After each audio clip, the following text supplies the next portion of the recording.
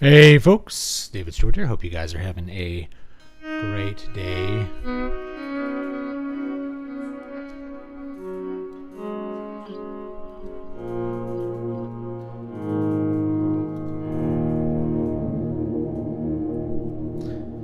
Starting with a little bit of music, having some fun. Today we're going to talk a little bit about characters. So buckle up, I guess, because we have some information today. Give me a second to put this guitar away, and I'll get the camera positioned a little bit better so I'm not like looking off to one side here. And then we'll get started. Patreon.com/DavidVStewart. You can find out more about that music at youtube.com/@ZoolOnline, and that'll give you, I guess, all the information you need to know about that. All right, give me just a second.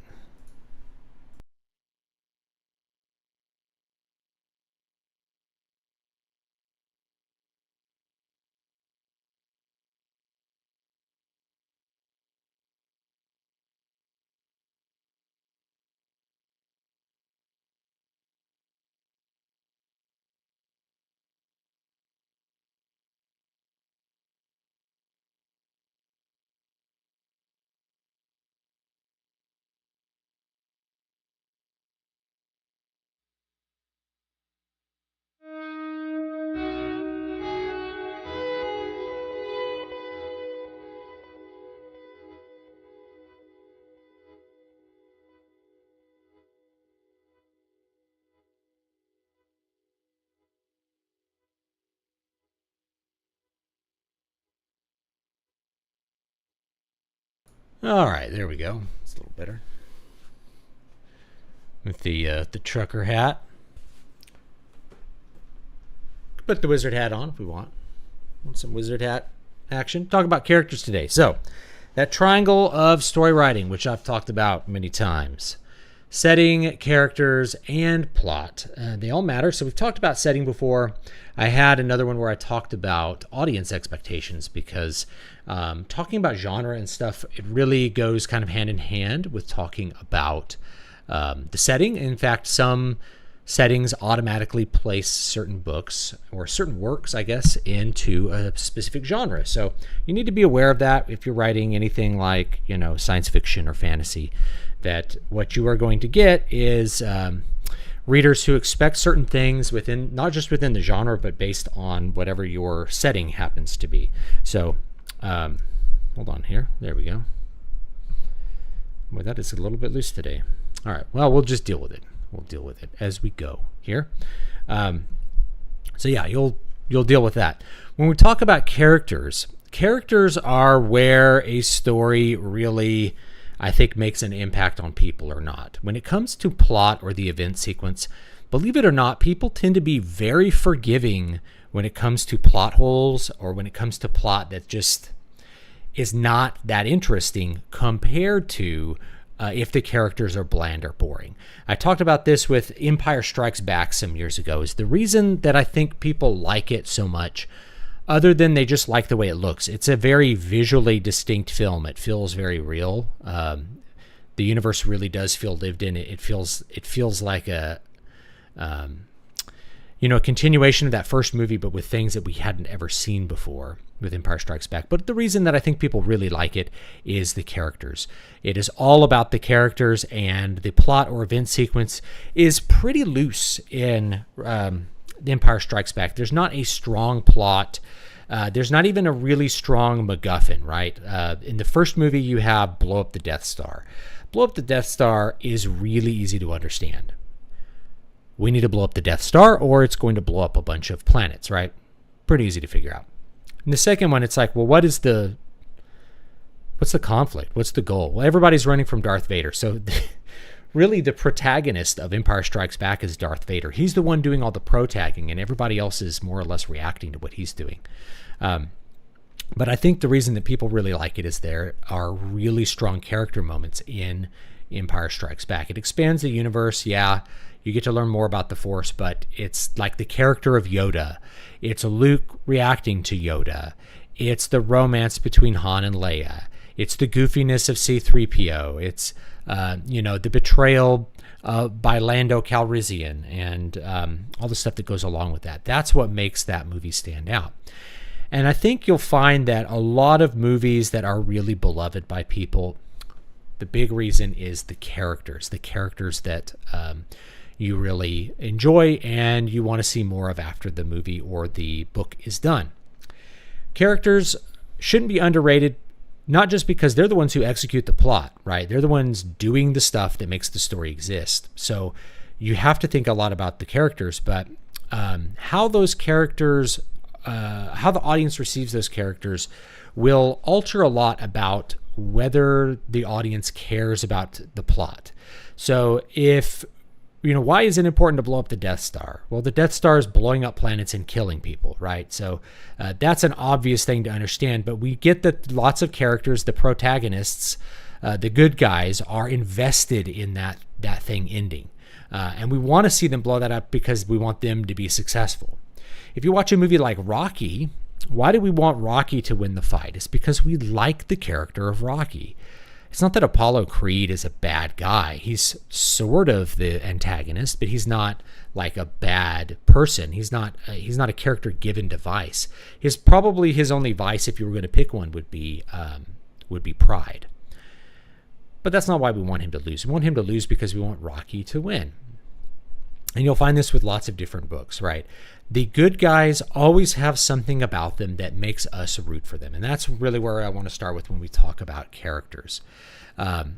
So whenever you are building characters, you have to think about what their purpose is. So I'm going to talk about a couple of purposes for characters, a couple of different types of characters. Of course, I've done lots of videos on character archetypes. We don't need to get deep into that. Let's talk about the role of various kinds of characters. So one of the first roles of a character is the protagonist. So the protagonist is the one doing the protagging. He's the one making things happen. He's the actor. He's the one that is pursuing a solution to the conflict. The conflict we'll talk about deeper next time. But the protagonist is the one pursuing the solution to the conflict. He needs to be the one that the audience really is the most invested in. So if you are doing a traditional hero story, he needs to be the one with the virtues that the audience is going to most respond to. The next role is the antagonist. Not every story has an antagonist. In fact, not every story has a protagonist, right? These are guidelines for how to construct your story. These are not things you have to have. If somebody's criticizing a movie because it doesn't have a protagonist, that may be intentional in the movie, right? That you don't have one protagonist or there's just no protagonist at all. So protagonists are the ones doing it. Antagonists are the ones basically pursuing the opposite end of the conflict. And it's not that they are responsive to the protagonist. They're active as well, but they're pursuing the opposite conclusion for the conflict. So if the conflict is, we're going to win a war, well, the antagonist would be like the enemy general. He wants to win the war too, but he wants to win the war for the other side. If the antagonist is the football coach for the other team, obviously, he's not responding just to the protagonist team trying to win. He's trying to win the game for his own reasons. So the motivations for the antagonist obviously will matter as well. Antagonists and protagonists are both doers in the story. Then we have a third category, which some people call static characters or secondary characters. It doesn't really matter kind of what you want to call them. Static characters are really characters that just respond to the protagonist. They don't really have a strong motivation on their own. They're not affecting the story very much on their own. They might have an obvious motivation, like a shopkeeper wants to make money, right? But he's not changing what the protagonist is doing because the protagonist comes in and has a conversation with him about something that's plot relevant, right? He's a static character. He's a character that's really just there. A secondary character is a character that is going to assist either the protagonist or the antagonist. Let's think of a sidekick, okay? So Sam to Frodo. Frodo is the protagonist. He's trying to destroy the ring. Sam is a secondary character. He's the sidekick. He's the second banana, right? Some people use a word called deuteragonist.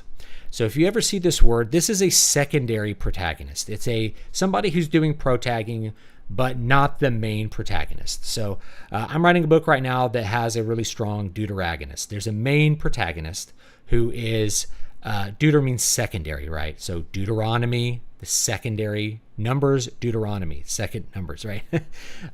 Or the Deuterocanon of the Bible is the second canon. Those are the books like Maccabees and stuff, and Sirach.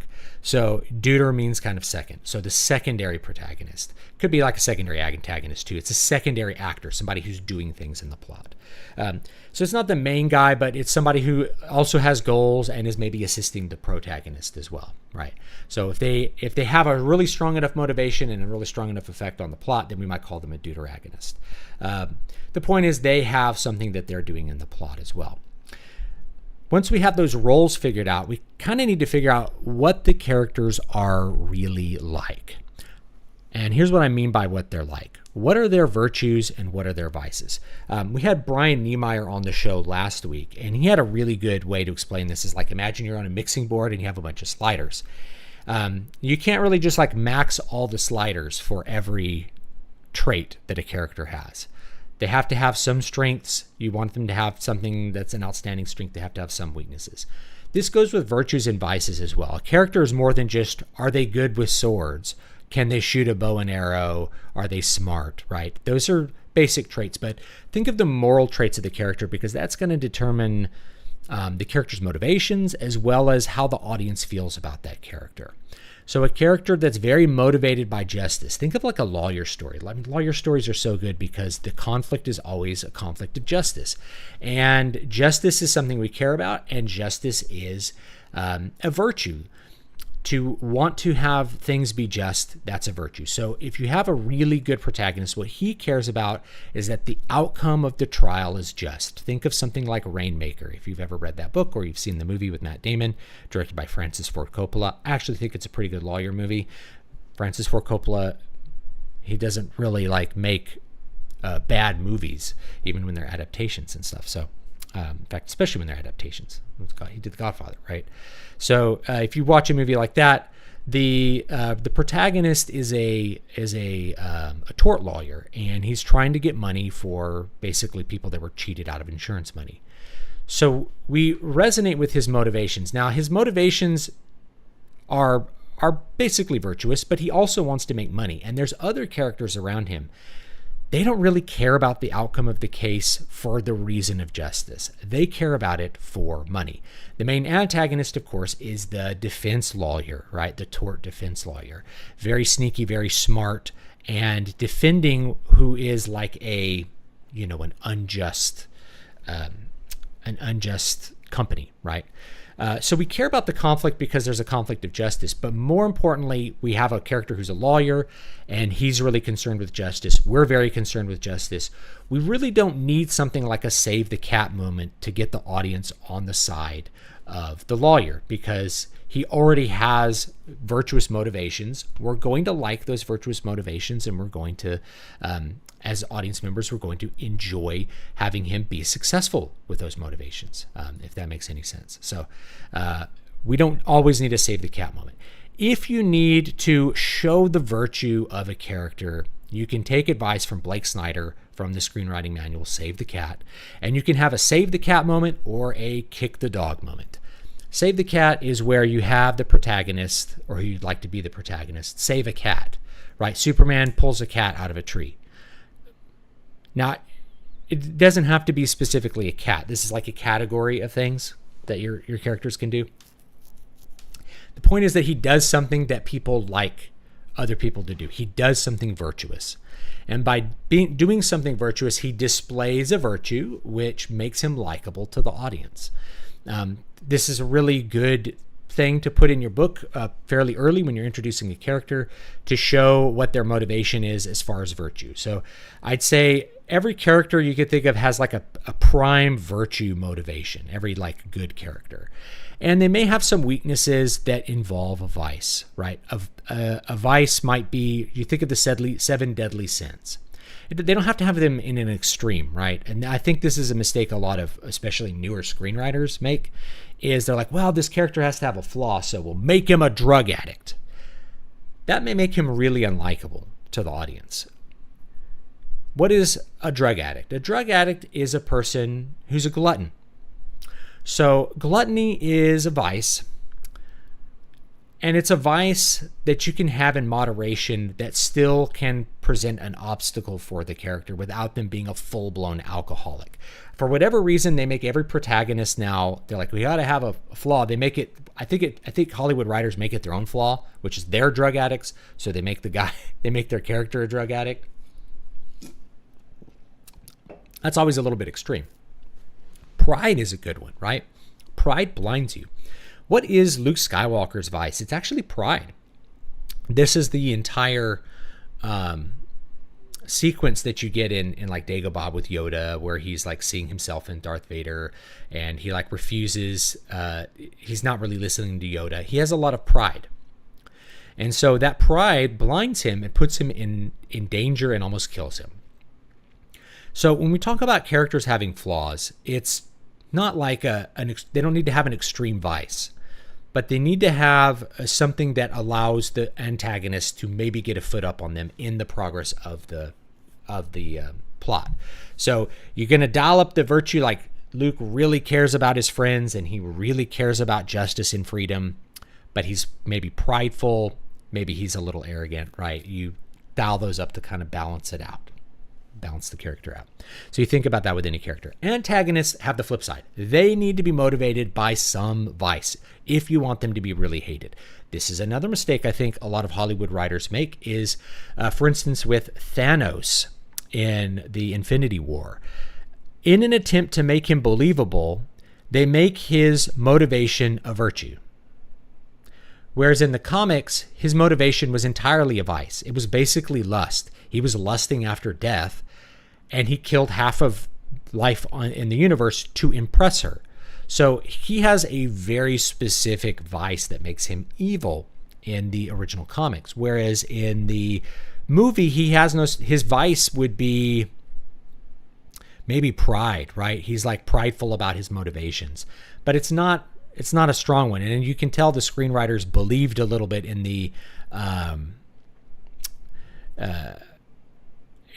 Malthusian, Thomas Robert Malthus theory about population, that like population is always basically that people replicate until they're starving, which you could come to that. I'm just insert this a little bit because it's always something that comes up. Like you can look at history and think that until you look deeper at the events that cause famines.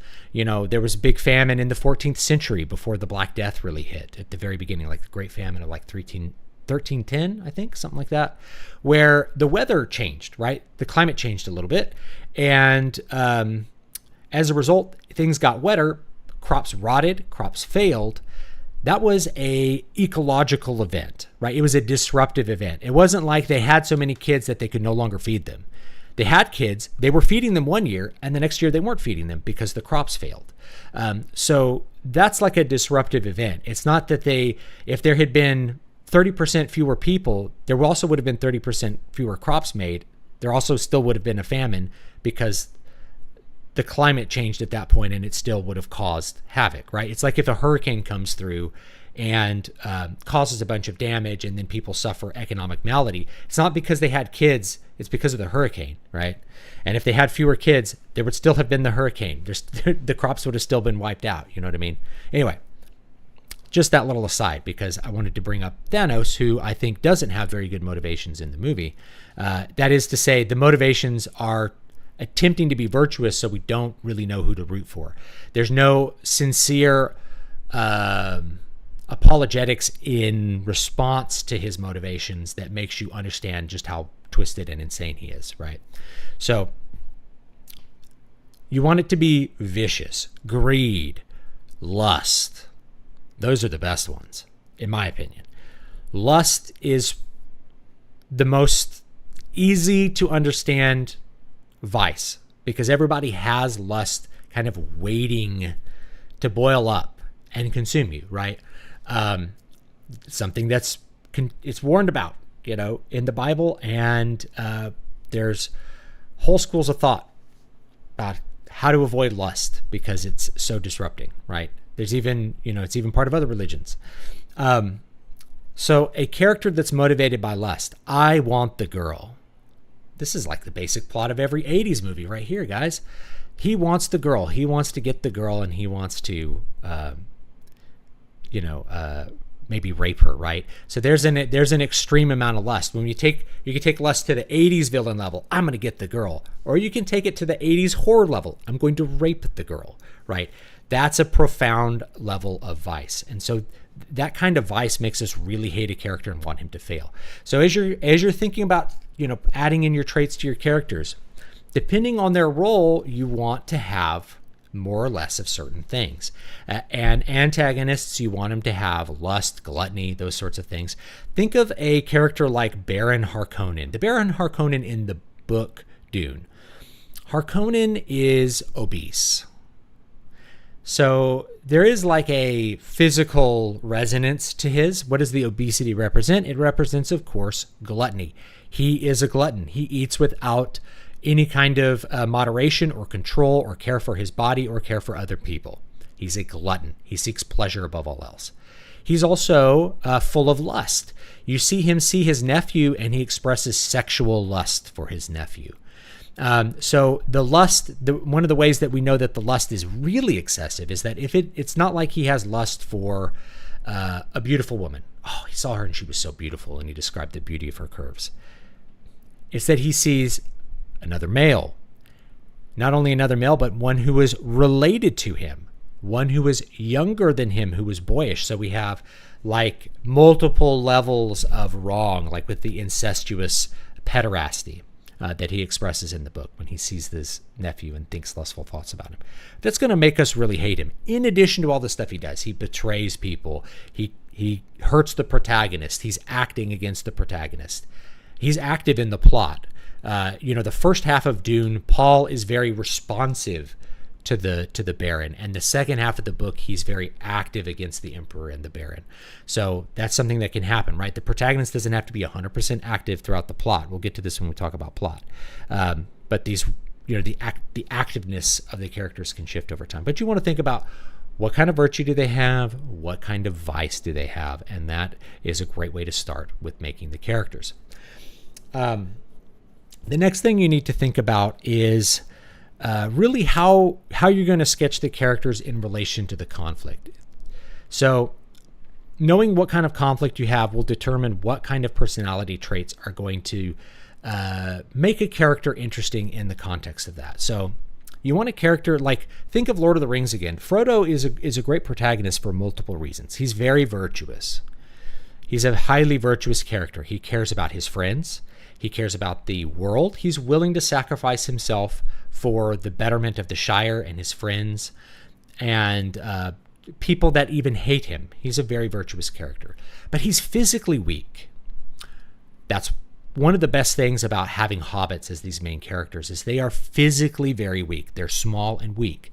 They are vulnerable all the time. They're not big, heroic Conan characters that also have virtue. They're virtuous, good people, but they don't have the strength to always execute that virtue correctly. So it makes them really compelling characters. They're always in danger because they're so much smaller and weaker than everyone else.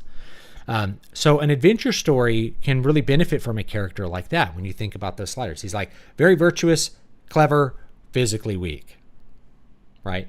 If he's physically strong, think about the sort of antithesis of Frodo and Boromir, for instance.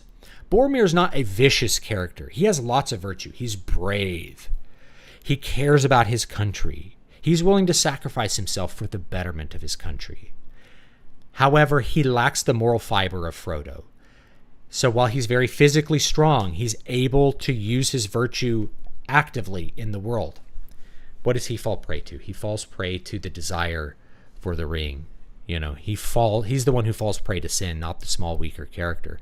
Because in it, he sees something that resonates with himself. What is his sin? His sin is really like pride, believing that he could be strong enough. If I had the ring, I'd have the power of command. I could control the armies. I could direct them. I could make them braver. I could make them stronger. All of it's done through a desire to do something virtuous. But what he sees is himself as the commander in that. He sees himself as the great man.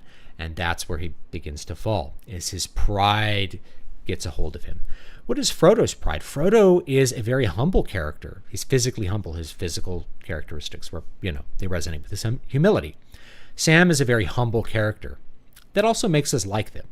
The fact that they don't have big heads about what they can do. They're not foolhardy. They're foolhardy in one way because they don't understand the danger they're walking into. But they're not stupid, right? They don't think they're more powerful than they are, right? So anyway, think about that when you make your character. A lot of authors will emphasize different things in their creative process. Some authors start with plot. Some authors start with setting, right? Especially fantasy authors, right? As I wear my wizard hat, they start with setting. Some authors start with characters. There's no wrong place to start. Sometimes you imagine a character and then you imagine a story that character is going to execute. Sometimes you imagine the story and then you design the character to fit in that story. I'm probably more the second one. I imagine the story, then I make sure I have a character that will execute that story. The book I'm kind of working on right now is the opposite. Started with the character that inspired the story, right?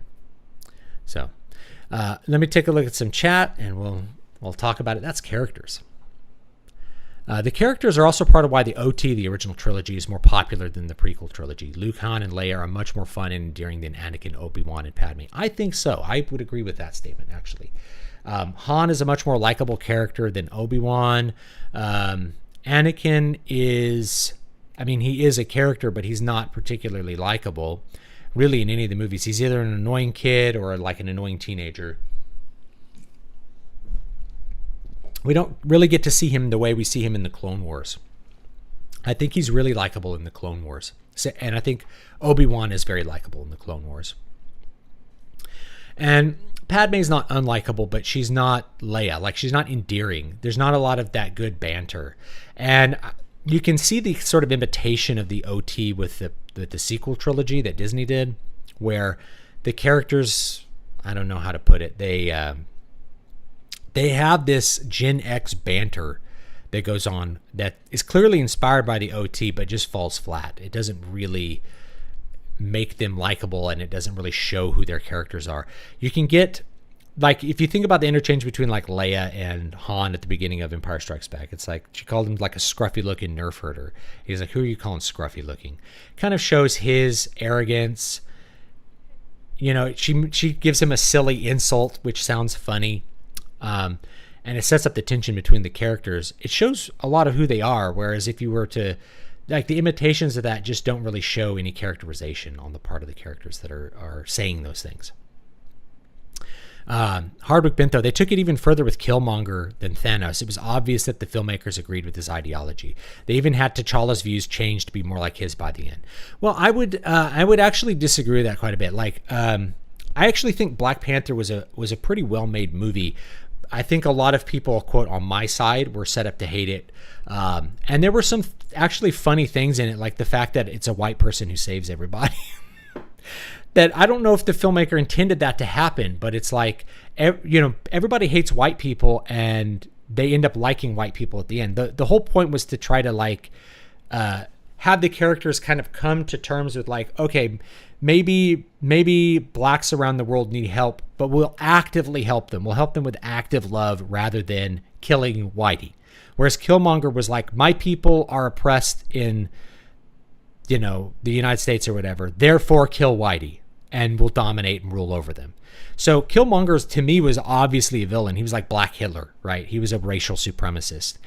And the fighting against that was like, no, that's not our way. But T'Challa had, it's like, okay, we've been maybe a little too insular. Maybe we can look outward a little bit and actively help people. He's not helping people by blowing up governments, right? He's talking about helping people by like, let me go out and do charitable work. That's a totally different motivation to me. Like, it's like Killmonger took a thing. It's like, okay, maybe there's a lot of poor black people. How can we help them? It's like, we'll help them by killing whitey. It's like, that's the wrong response.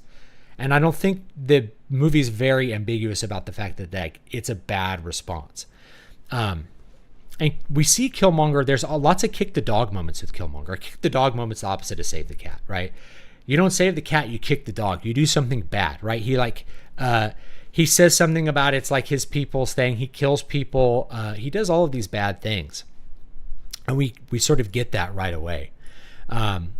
So I think Killmonger's not quite the same as Thanos. I think the filmmakers really made no attempt to counter what Thanos thought, whereas lots of people were kind of agreeing with Killmonger, saw the extremity of what he was saying, and then said, okay, that's probably not correct, right? There was no one's having an apologetic speech in Black Panther, but they sort of ideologically come to a more peaceful conclusion, I guess. Whereas if they had just fully agreed with it, then it would have been like, okay, Killmonger was right, everybody agrees with him, and we don't really know why Black Panther is fighting him. He's like, why am I fighting him? Killmonger's right, you know? That's all. Like, it was about this insular versus, you know, you're ignoring the world, you're isolationist, that kind of thing. So I think there's more to it with Black Panther. I think Black Panther is a better movie than people give it credit for. You know, the writing is a little bit on the nose at times, which that calls people colonizers, and, you know, it's definitely kind of cheesy. But the point is to show the kind of extreme prejudice that the Africans have against white people, right? So, you know, I'm reminded of a Spike Lee movie actually called I think it's called Always Do the Right Thing. They had elements of this, and it's like Spike Lee got way more extreme on racialist stuff after this, but like the point of that movie was, I guess, a little bit more reconciling. It was trying to reconcile people to each other, trying to be a little bit more peaceful. Anyway, that's how I see it. You know, vanity is my favorite sin. John Milton, Satan. Yes, the devil's advocate is played by Al Pacino. Just watched a review on the film, and Pacino's speech at the end is prescient. Yeah, vanity is a great one. You know, in fact, you know, if you just look at like the 7 deadly sins, the 7 virtues, picking those are really, you know, really good ways to show whether a character is evil or good. You can also have characters that have redemption. They start, I talked about this in like the Boogie documentary review. They start in a vicious place and then they gain virtue. So there's many examples of this. One of them is Han Solo. Han Solo is a thief. He's a rogue. He's selfish. He's vain. He only cares about himself. He's greedy, right? He's all of these vicious things that you would expect from a smuggler. And by the end of the movie, he cares about other people. He cares about justice, right? He starts to exhibit virtue, and by the end of Return of the Jedi, he's a virtuous character. So characters can have arcs where they change from vicious to virtuous, depending on how you set it up. Now, if you'd had him be the main character, you would right away have to have some conflicts over his virtue and vice. They did this in the Solo movie too. It's like Han is really a good guy, and they kind of like break the fourth wall. It's like, Han, you think you're the bad guy, but really you're a good guy, you know? You have things like that. So characters don't have to always have virtue and always be vicious, nor do they have to have a growth arc. So this is another thing about characters. Whoops. Sorry, I pressed the pedal.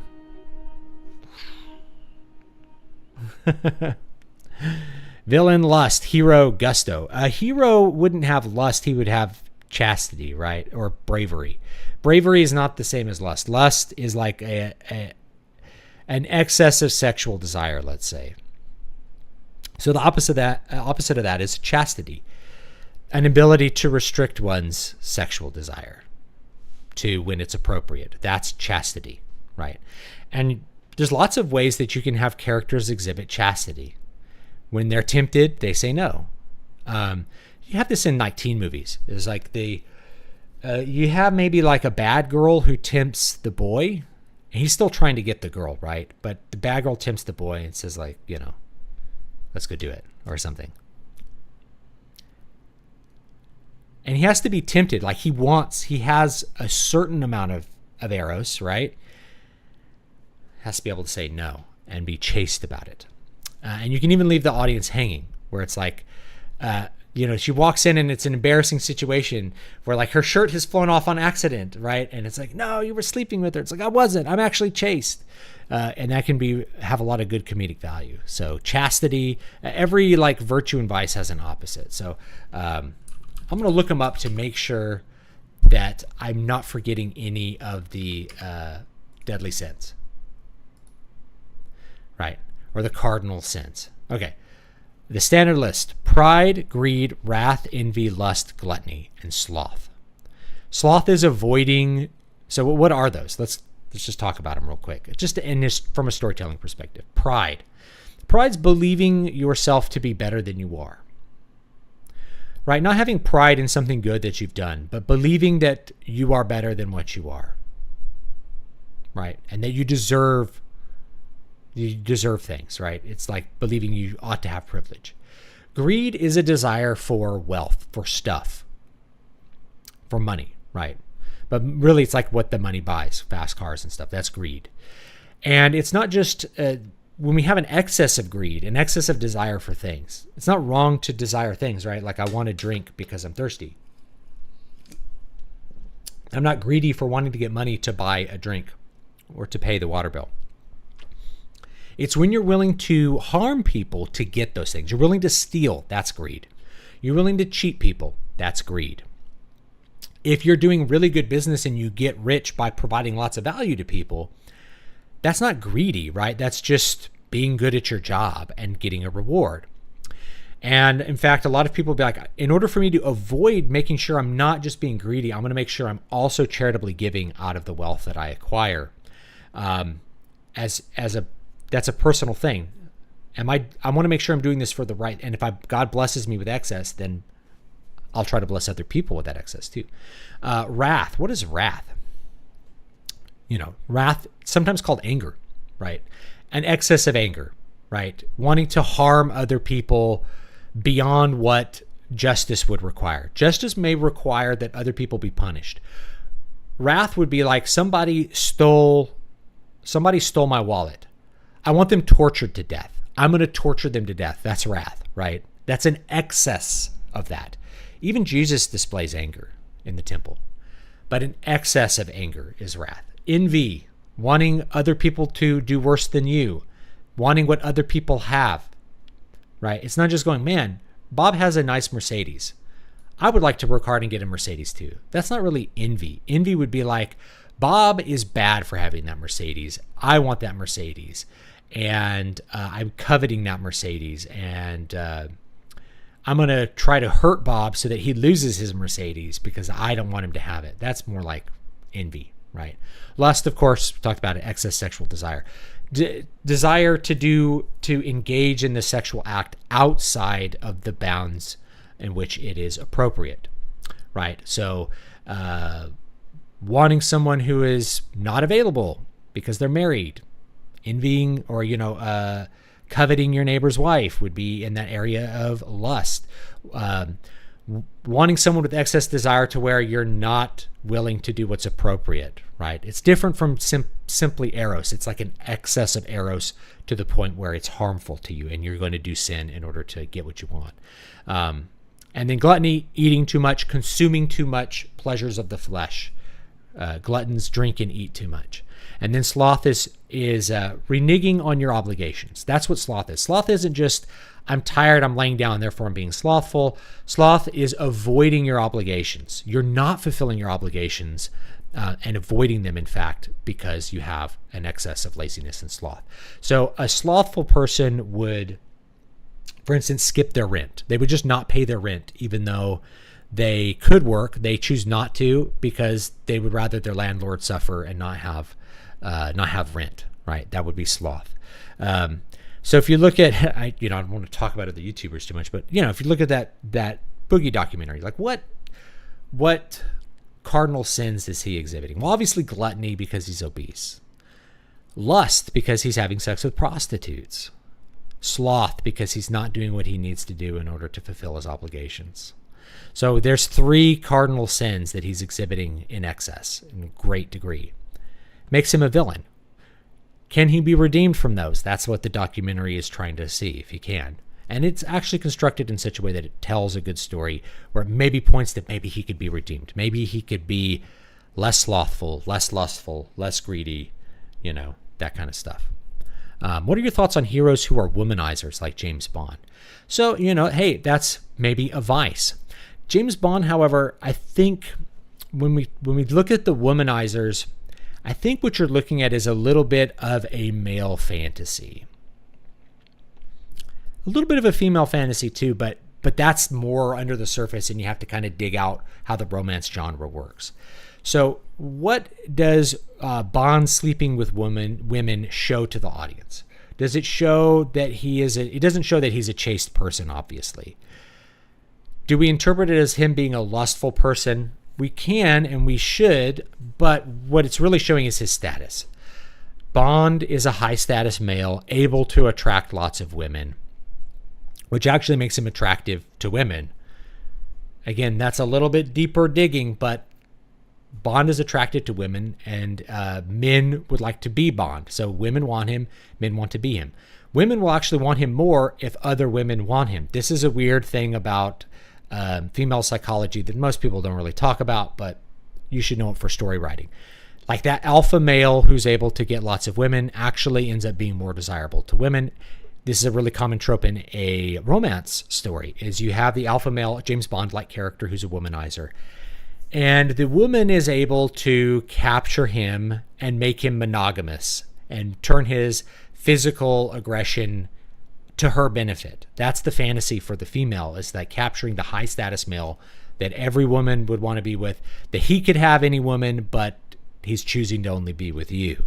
That's the female fantasy for something like James Bond. So it's really what that womanizing is pointing towards. It's showing him to be high status. If he was going to be purely lustful, like if we were trying to show a vice, he wouldn't just womanize. He would be doing other really seedy things to get the women. He would like be drugging them. Like he would slip them drugs and date rape them. Do you know what I mean? Like it would be the line that isn't crossed is the women want Bond. It's not him making women who don't want him sleep with him. That's a very firm line that when it's crossed, we understand that that person is villainous and evil. And it's really difficult for you to ever like a character after they do that.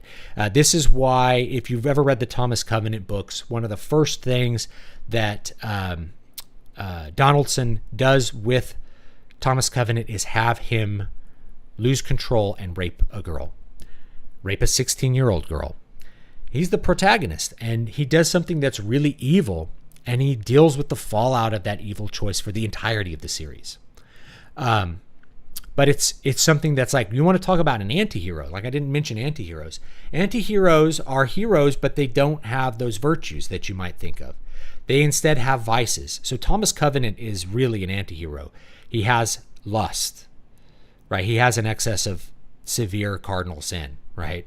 And then maybe he's trying to make up for it in the plot. Maybe he's not, but he has to deal with it and how it makes him feel and how it affects the other characters in a negative way, and try to somehow be the hero even though he's full of vice.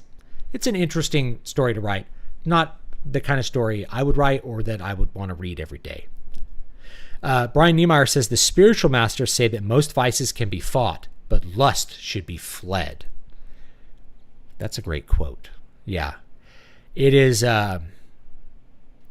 very dangerous. It's dangerous for the soul. In fact, I'm trying to... Who said it? Adultery is the only sin you commit against your own body. So you steal from someone else. But when you commit adultery, it's like it goes against you. It hurts you directly. It's a sin you commit against your own body. So anyway, yeah, that's what I think the role of the womanizing in James Bond is. He would have an excess of lust if he was drugging women and raping them, obviously. Like, that's the line where we really see it. Otherwise, we're dealing with people with they should have better morals. If he's cheating on his wife, obviously he has an excess of lust. If the wife is cheating on her husband with him, though, that's in that gray area where it's like, oh, he's so desirable, women will just abandon their mate and try to get him. It just makes him look more high status, and I think that's the way it functions in the story. I'm not saying you have to write a character like that, but that's the way it functions. You can write a character like that, but have him be very chaste as well. Something like it was a Harry Tasker in True Lies.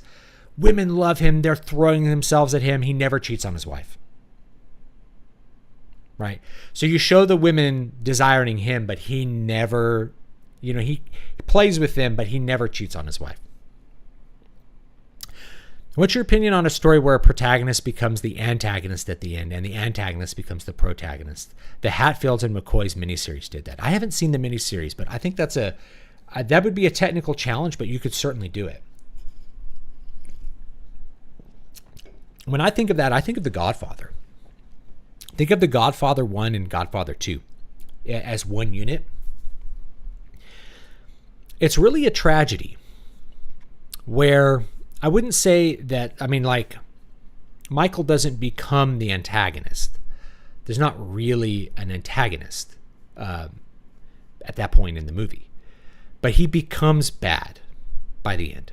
By the end of the movie, he becomes evil. He goes from a character who wants to be good. His father wants him to be good. Other people want him to be good. He does good things mostly and then becomes evil by the end. So he becomes the bad guy. I think that's really interesting. To me, it's a tragic downfall of a noble character. Most Shakespearean tragedies, you have the downfall happen fairly quickly in the play, and then the last 3 acts are spent dealing with the fallout of that downfall. So when Brutus and Cassius kill Julius Caesar in the 2nd act, then we have 3 acts of the fallout of that bad moral decision to assassinate the head of state. So engaging in the assassination is a bad moral decision. That causes them that's their moral downfall. Then they slowly have the actual physical downfall where they end up dead. That's kind of the way Shakespeare writes it. Versus The Godfather, it's not about Michael dying, it's about his moral corruption and his moral downfall. His moral downfall really happens when he assassinates that cop in the first movie. That's when he crosses the line from good to being evil. And by the end of the 2nd movie, he's totally evil. That you can't just be a little bit evil. Once you step into the darkness and embrace evil, you will always be evil, and you will continue to be more and more. Ooh, the hat hit the boom. You'll continue to be more and more evil until it's done. Fincher's 7 is impressive, but cannot help seeing Doe devolving into just another insane serial killer due to the slaughter of mother and a child. Where were their plus 2 sins? Yeah, 7. I didn't love 7. I haven't seen it in years, but it just kind of is like a horror movie that just descends into like nihilism, and I don't really enjoy that these days. What about the idea of Aristotelian mean for virtue? Example, wrath as excessive anger. Yeah, that's a good way of thinking of it. Not out of righteousness and pacifism, as a deficiency that leaves you to inaction. Or is this anti-Christian? I don't think it's anti-Christian. We're talking about, when we talk about virtue or vice, these are like traits. These are things that are the result of your actions and like how you feel and what you do, versus a sin, which is an act. So adultery is an act. Lust is the excess of eros misdirected that allows you to justify and choose to do the sin, if that makes any sense. Even though they're called the cardinal sins, you have to think of sin in a more expansive way. Sin is not just things you do, it's something you have, right? So you have the lust as a sin, as a state, kind of like original sin, is a sinful state. You're engaging in lust, and then it causes you to do those bad things, which are sins. To do the sins, you have the sin, right? So it's you have to think more of the traditional way of looking at sin rather than maybe, I don't want to throw like all Protestants in the same basket, but the Protestant view of sin generally views sin as merely breaking the rules. Like you break the rules and you have sinned, right? All who have sinned have fallen short of the glory. I did something bad and therefore I've broken the rules. Whereas in both Catholicism and Orthodoxy, sin is a state that has to be healed and changed. Like it's a changing of the self when you grow in grace or you are healed from sin. Like, what do you mean healed from sin? It means that you have less lust, right? If you have an excess of eros and you engage in penance and you pray about it, and then you find that you have less eros. That would be the sin healing, right? The sinful state of that excess. So I don't think it's wrong at all to think about it. In fact, it's a great way to view it, especially with character traits. This character, where's the line where you have too much eros? Well, that line is obviously if a person is consenting or not, right? That's a really obvious line. But there may be other lines before that where you're manipulating people to get sex. You are sleeping with married women, so you're helping others fall into sin. You're scandalizing people. All of those are things worth thinking about too, I think, with that, right? And the other thing too is like when we're writing something, we don't have to think just in terms of like Christian moral teaching, Christian moral thinking about virtue and vice. These are ways to think about it so that you can write a character that will be compelling to people. Either the audience will hate, or the audience will want to see redeemed, or the audience will love and want to see succeed. Michael Corleone goes from not wanting to be involved in the family business to being the head of the family. Yes, Jared's point. And how does he do that, right? Is like, his father even says, I always imagined you being Senator Corleone. And it's like, it was little by little. It was by making those little choices, maybe out of a sense of loyalty. Like loyalty is a virtue, right? What would an excess of loyalty be? What would be misdirected loyalty? Loyalty to evil is not a virtue, right? Loyalty to something that is good is a virtue. Loyalty to your father, to protect him and not abandon him in his hour of need, is loyalty. And that's the virtue. But if your father's like, will you help me genocide these people? No, you don't help your father engage in genocide for the loyalty to your father. Otherwise, Luke would have joined Vader, right? In order to have virtue, you would have to oppose him in that. I once saw advice to mentally cast an actor as each of your characters while writing and use that actor's persona as a guide for the character's personality, speech pattern, etc. Now, I don't do this. I'm not going to say it's bad or good advice, but if it helps you to flesh the character out, do that, right? I think the danger, so I don't do that, and I've never done that. I've never imagined one of my characters as an actor with mannerisms that are related to any actor. I have never done that personally. But if it helps you to kind of get the character to speak correctly, to speak in a voice that is not your personal voice, maybe that can be helpful. It just depends, right? What I would want to personally avoid doing is like imagining, I don't know, who to imagine. I don't know, imagining one of my characters as Ryan Gosling, and he has Ryan Gosling's look and like movement pattern, and maybe it's a good place to start. It can help you. I don't usually do it,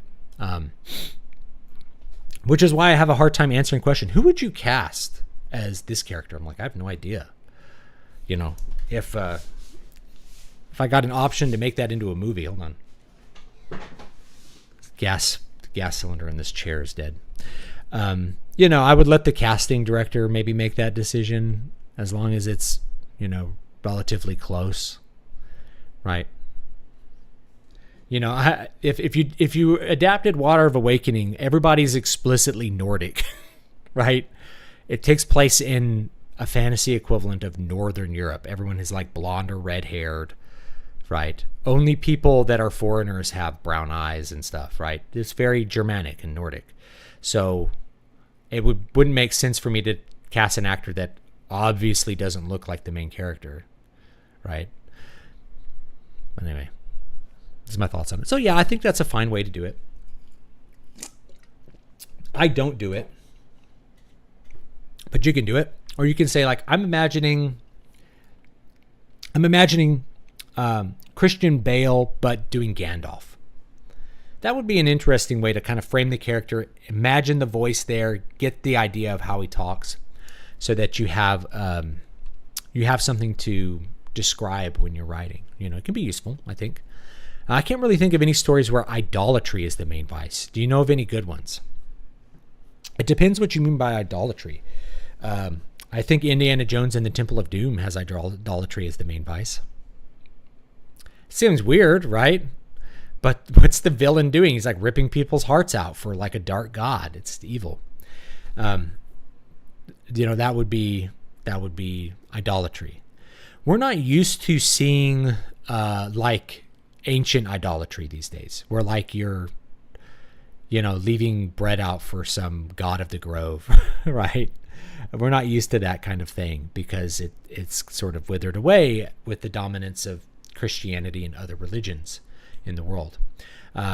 You'd have to see it in like, I don't know, Africa. You'd have to go to rural Africa to see that now. Jared says Seven's a good film, but it isn't as phenomenal as I thought back when I was a teenager. When I was a teenager, I didn't like it. I watched it again.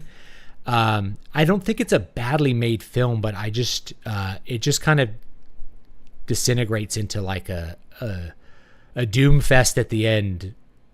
And it didn't end up like, I haven't watched it in years, but it didn't end up having a big impact. It just kind of felt like like the air finishes exiting the balloon and you're just left with an empty balloon. That's how the ending felt for me. After seeing it one time, there wasn't like the shock. It was just kind of like, what? Oh, okay. How would you characterize Alice from Alice in Wonderland? I don't know. I admit I haven't read the OG books and know the Spark Notes events from movies and games. Yeah, I don't know. I don't know what her like virtue and vice would be. I'd have to think about it. What do you think differentiates good characters from great characters? Is it complexity? I don't know about that. It depends what great means. I don't know what good and great necessarily mean. Right? Is Han Solo a good character? Or is he a great character? And what would make him good or what would make him great? Yeah, I don't really know. I think so much of characters is in the way the audience perceives them. I don't know. Let's think about a story that has great characters. Let's think about the Brothers Karamazov by Dostoevsky. These are great characters. What makes the characters so great? Well, each of them has really specific vices or virtues, evils and goodness within them, and they have a point of view and beliefs which they follow through all the way to the end of whatever they're doing. Whether it's Fyodor Karamazov, or it's who's just really, he's like, there's this part where he says he was sentimental. He was evil and sentimental. And that's the end of the chapter, talking about Fyodor Karamazov, the father of the Brothers Karamazov.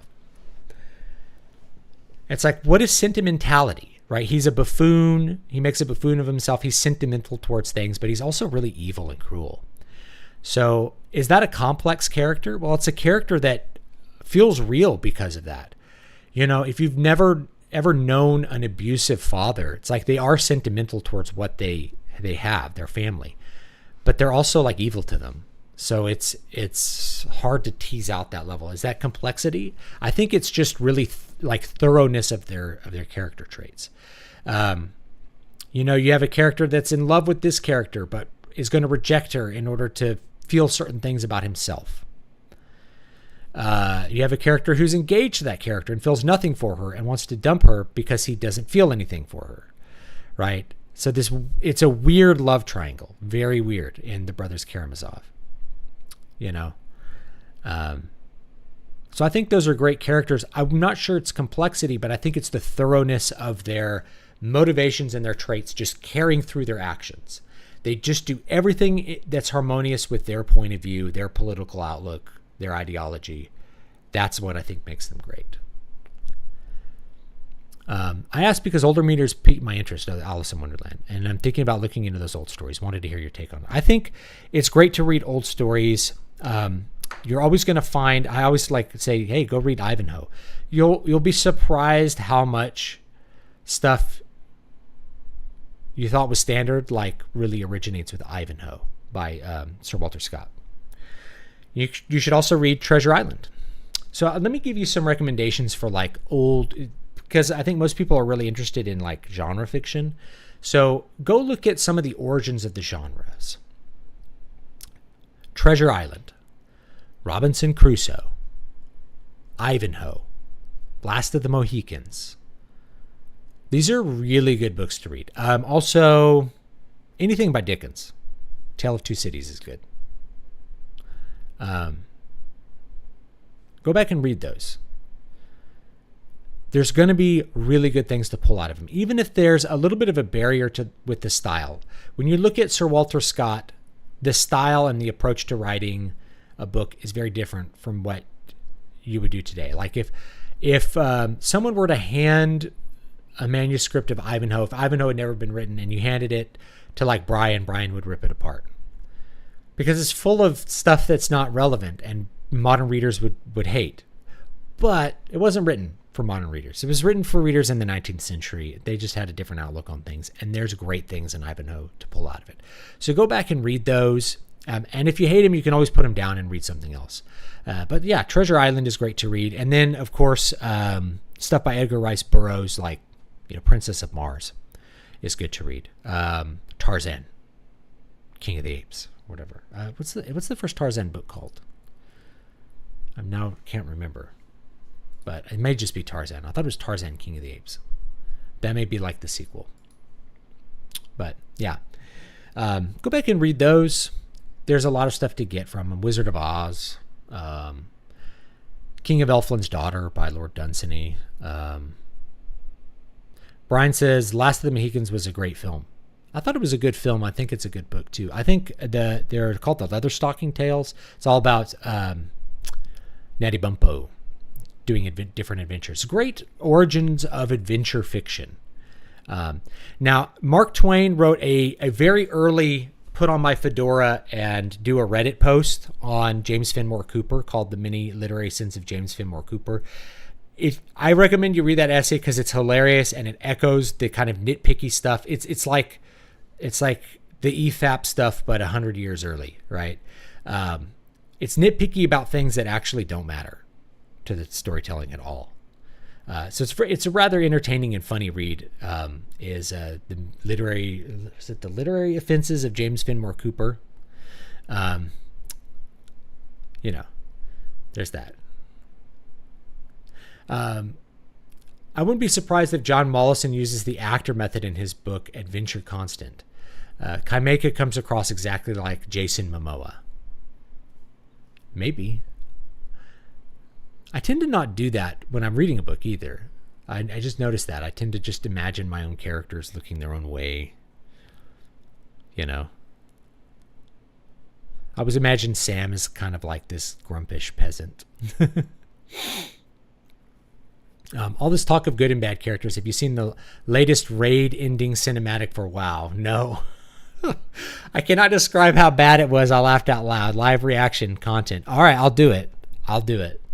I will do reaction content. As much as I hate that form of content, I will do it. I just did a video on like YouTube drama and like, why is YouTube drama this like artery of YouTube content? Is YouTubers talking about other YouTubers, calling out other YouTubers, denouncing other YouTubers, defending other, like, why is it? It's because it gets views, man. Like, if I make a video on Boogie2998 and why he's a piece of crap, I can just, lots of people that are interested in Boogie will see that video recommended to them and will click on it either to defend him or to resonate with my opinion of him. And because of the parasocial nature, like, you care whether Boogie is being crapped on or whether he's being defended. Same thing for any other YouTuber. If I did a video on, there was some girl, SS Sniper Wolf. One of these YouTube thoughts that was like, doxed someone that she didn't like. And people, this is bad. I'm like, okay. I understand that. It's an easy way to get views, though. So you just fall into it because what are you going to do? You're going to do a Francis sketch that takes a whole day to shoot and gets a few views because YouTube doesn't show that kind of content to people anymore? Or are you going to do a drama video that's going to get 10 times as many views and require you to just not have to think at all?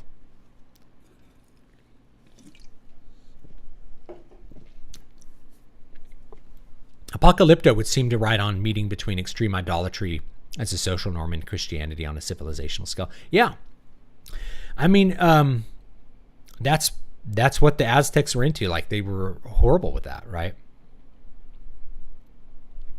Also, King Solomon's Mines. Yes, King Solomon's Mines. You want to know where Indiana Jones came from? King Solomon's Mines. Dracula. These are really good recommendations. The Sherlock Holmes stories, Jane Eyre. I'd also recommend, even though I don't like it, I'm going to tell you to read it, Pride and Prejudice. It's a romantic comedy. It's where we get romantic comedy stuff from. Also, watch or read the plays by Oscar Wilde. Oscar Wilde's comedy is surprisingly holds up. Like, you wouldn't see a play from like over 100 years ago and think that you're going to get the jokes, but there's so many little romantic comedies in there. It's especially something like The Importance of Being Earnest. I feel like that one really holds up. It's still pretty funny. So yeah, read some of that stuff. Comedies are the thing that you're really going to miss once you get out of the time period it was written in. Like Shakespeare's comedies, you basically have to go read like some scholarly analysis of it to get what the jokes are. You're like, you read it and you're like, or you watch it. You really should watch Shakespeare because it's a play, not read it. But because you have to look at the text closely to understand it these days, where maybe someone in the 16th century didn't have to do that. Like a lot of people read Shakespeare instead of seeing it as it was meant, which was to be performed. It's a script for a movie. It would be weird for people like in 200 years to be like, we're going to read George Lucas, and they get the script out for Star Wars. Like, you wouldn't do that. You'd watch Star Wars. But because it's hard to understand what people are saying and meaning, because of the way the language has changed and, the inside jokes and stuff. It's hard to understand Shakespeare comedies, I think. You can get the comedy of certain situations, but it's hard to understand a lot of the jokes. Let me think if there's anything else. I mean, Frankenstein's worth reading, I think. But I think Dracula's better. I like Dracula. I think Dracula holds up a lot. And then, of course, early 20th century stuff like H.P. Lovecraft holds up really well. Robert E. Howard holds up well. Edgar Rice Burroughs holds up really well, and those are really fun to read. Yeah, take a chance. Read something that's not modern. You'll probably like it. Flamebinder, thanks for all the recommendations. Yeah, I mean, here's the other thing, too, is like, people are like, oh, man, everything sucks. It's like, there is so much old stuff to watch and read and play. You can avoid current year for the rest of your life and never run out of stuff to watch or do. And I think this is where my focus is probably going to go on the channel as far as analysis in the future, is things that are like, I don't want to go see Marvel movies anymore, even though it gets views. I don't want to see Star Wars movies anymore, even though it gets views. I don't want to talk about the latest Star Wars series and why it sucks. I don't want to talk about why Rings of Power sucks. No one should be watching it. Instead, I want to talk about things that I think are great, or maybe things that are like overrated from the past, right? So, I'd maybe do some video content on Miyazaki films, right? Studio Ghibli stuff. It's always good. I mean, it's like evergreen, be good. Yeah, Jane Eyre. I think Eyre and, Jane, is it Eyre or Irie? Jane Eyre. I always thought it was Jane Eyre. I could be wrong. I could be not remembering it correctly at all. Yeah, someone in the Discord was like, oh, here's this Dan Simmons book. I'm like, I've never read Dan Simmons. I'm like, what am I talking about? I read Hyperion. I read those books, right? Which are cool. The first two Hyperion books, I think, are cool to read. There's like they're kind of a set, I've heard some people complain that Apocalypto portrays the Mayans as being just like the Aztecs. Oh, yeah. I'm probably not knowledgeable enough to like dig into that. I don't know enough about the Mayans. I do know about the Aztecs, though. A lot of the human sacrifice stuff was common throughout Mesoamerica, not just the Aztecs. The Aztecs were like the ruling group when the Spanish arrived, but they weren't the only ones engaging in it. You egg still holds up.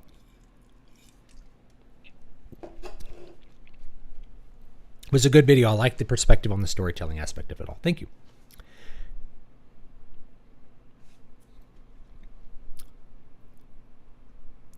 The algorithm brought me back with the boogie video. Oh, I'm glad I made it. I should do more YouTube drama videos. Who should I call out today? Who's getting called out on the channel? I don't know. I don't watch enough of those personalities to like talk about them. But I notice that a lot of it's in the same genre. Like, you know, you have a fitness YouTuber calling out other fitness YouTubers. You have tech YouTubers calling out other tech YouTubers. It's like, it feels kind of like snipey and, you know, selfish and I don't know what the word is, like jealous. There you go. I noticed people are incredibly attached to Harry Potter characters. Why does Rowling's character work resonate so much?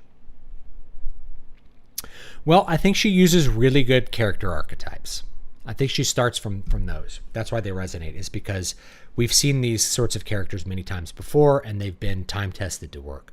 Harry is an everyman. Harry is not special, which makes you wonder why he's special, right? He's this special kid who managed to survive Lord Voldemort. That's the whole point of Harry, is Harry doesn't feel special. When we start the story, he's a nobody. So part of the escapist fantasy is like escaping to meaning, like he becomes somebody in the story. But he's not particularly good at anything except flying a broom, right? And flying a broom it's not like it's not like he's smart or more athletic really for flying a broom. You get on a broom and you go, like the broom goes, not you. So it's a great way to make him athletic without making him strong. He's not physically strong. He's not faster than anyone else. He's not as smart as Hermione. He's average smart. He's average in every way you can think of. He's an average kid. He even wears glasses. Right? He's not particularly tall. He's not particularly handsome. Right? So when people are like, Harry's a Mary Sue, I'm like, he's really not. He's an everyman character, which is why he fails constantly at everything and has to be bailed out all the time. If you read the books, Harry screws up and fails all the time. He even fails at the Quidditch, which is the only thing he's actually good at. But that resonates with people. That's why you want him to succeed. You want to feel like he can fail. Like, I've messed up. Harry messes up. Harry makes a mistake. I've made mistakes. He's an everyman character. He's just very average. Hermione is the bookworm, right? She's the goody two-shoes. I called her the goody two-shoes. Goody two-shoes is just someone who's overly obsessed with the rules. We know that kind of person. They have a virtue of justice, but a goody two-shoes maybe has the virtue of justice a bit too much. Like, we're not really willing to bend the rules to get away with things, right? She stops you from being sneaky, which can be annoying when you're a kid. It's a classic character archetype. Ron is a classic second banana. He's the buffoon of the party, right? He's the Samwise. He's the best friend archetype, which is he's there to support the main character. He's there to be his friend. He's there to fill in the character's thoughts. He's the Watson to Sherlock Holmes, right? Like, Watson is not stupid, but he's not as smart as Sherlock, right? Watson is more down to earth, whereas Sherlock is very kind of abstract. So Watson's an important foil to Sherlock, just as like Ron is really an important foil to Harry. Ron doesn't understand the Muggle world at all, but the wizard world is easy for him to do. So they're kind of like, he's fully in the world and Harry's out of it, and Hermione kind of bridges the gap. Like, she learns about the wizarding world and is very book smart, but Ron is very street smart, I guess. So they balance, the trio kind of balance each other out. The book smart, goody two shoes. You have the street smart kind of rule breaker of Ron, but he's actually, when he becomes a prefect, you find out, oh, Ron actually is like, the teachers at least consider him a pretty upstanding kid, a good kid. He's not a bad kid, but he's more street smart. He understands the streets of the wizarding world, and then Harry's kind of the fish out of water guy. Makes a lot of sense. There's still some good, occasionally great movies each year, but the bad stuff gets more focus. Yeah, and that's the thing. Is like, if I do a review of a good movie and it gets like 100 views, it's really hard to be motivated for that. Even though 100 views, I would love to get 100 views on any of my like music content. When I get 100 views on that, I'm like, yeah. But if you're getting no reward for doing something, it's hard to motivate yourself to do it. That's all. But you're right. There are good stuff. Call out Asmongold.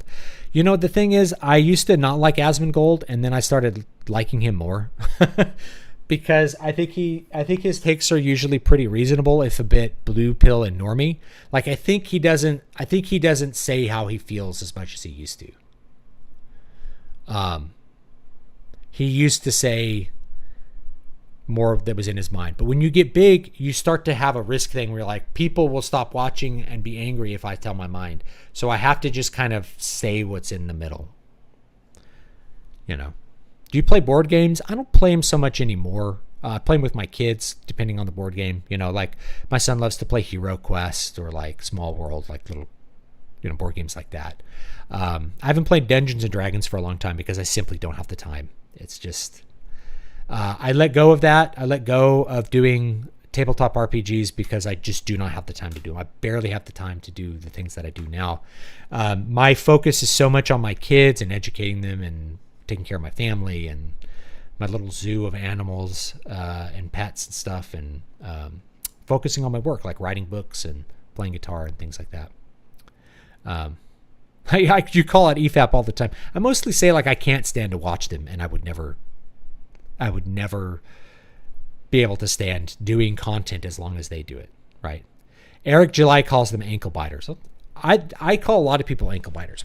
What are ankle biters really? Ankle biters are people that are showing envy. So what does showing envy mean? It means you're angry that someone else is successful and you believe you should have that success instead. And so you're going to attack that person to try to make them less successful. That's an ankle biter. So ankle biters, they'll attack me because they don't like that I've sold a couple books. They'll attack Eric July because lots of people bought Eric's books. Now, my calling out of Eric July is just pointing out the reality that I just don't think ISOM is... I've never seen a reason to read it, and what I've seen from it doesn't look that good. That doesn't mean it's bad, or that people who bought it are bad, or that people who enjoyed it are bad, or anything like that. But I think he sold the book. I believe the book exists as a monetization strategy. It's a way to monetize the audience that you already have. You create a product for them to sell. It's like a T-shirt. And so I would never judge ISOM the way I would like a serious comic, simply because I don't believe it's in the same category. How well did your Dune review do in terms of views? Not well. I mean, it did okay over time. I have to look it up. It may have done really well. But because it was and that I've realized with that Dune review, so many people watched it and were like, yeah, I agree, it's great. I'm like, I didn't say this movie was great. I didn't say it was great at all, actually. I didn't think the Dune movie was... I thought it was okay. I thought there were things about it that actually worked. I thought Denis Villeneuve, if I say his name wrong, I apologize. I thought his style worked for that movie, and it resonated well, and it ended up having overall a good effect. Most of the particulars of the movie, I actually hated. So I said the score was terrible, and I stand by that. It's the worst score that, what's his face? He did Pirates of the Caribbean. Who am I thinking of? It's the worst score Hans Zimmer has ever done. It's abysmal. When you hear it, it's annoying. Or it's like me playing random keyboard stuff, It's like, hey, what's up, guys? I'm going to play some some keyboard stuff, and it's annoying, right? So, I don't like it. I thought the acting choices were terrible. I thought the casting was abysmal for the most part, except for Stefan Skarsgård, who was really good as Harkonnen. But I like the fat, pimply Harkonnen from the Lynch. I just like the Lynch film better. I think the Lynch film is way better. It's more imaginative, more colorful. It's just better in every way. Which means that this Dune movie, even though I think it's okay, is like the third best Dune adaptation. Think about that. But people liked it, and so they saw the review, and what they heard in the review was the things that they kind of resonated with. So they thought it was a positive review. It was actually not really a positive review. I considered it a middling, kind of a mid movie. It works. It visually works. There are things about it that are cool, but there's lots of things about it I just thought were really bad. Sam Hyde did a cool video called Sam Hyde, Hogwarts, Heroin, and More. Sam Hyde does comedy. I respect that he does the comedy, you know.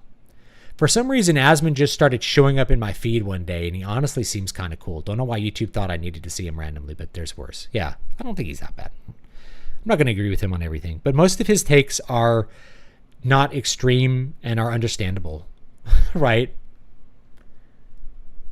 You know, he has takes on WoW that are probably correct because he's played it forever and continues to play it and knows kind of what sucks about it. Although I don't think he comes at it from a game design perspective, which is what I come at it from.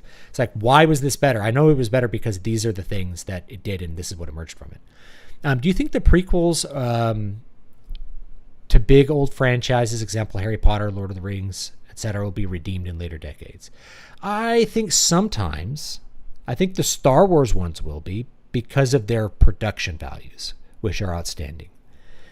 I don't think the Harry Potter prequels will be remembered. They don't have really very good stories. There's big name actors in them. Like, they're just not generating any kind of cultural buzz. My wife's a big Harry Potter fan, and she hasn't even seen them. But part of that's like, I want to watch them with you. And I'm like, okay, but we're like, we live on the edge as far as our time. Our schedules are pretty booked.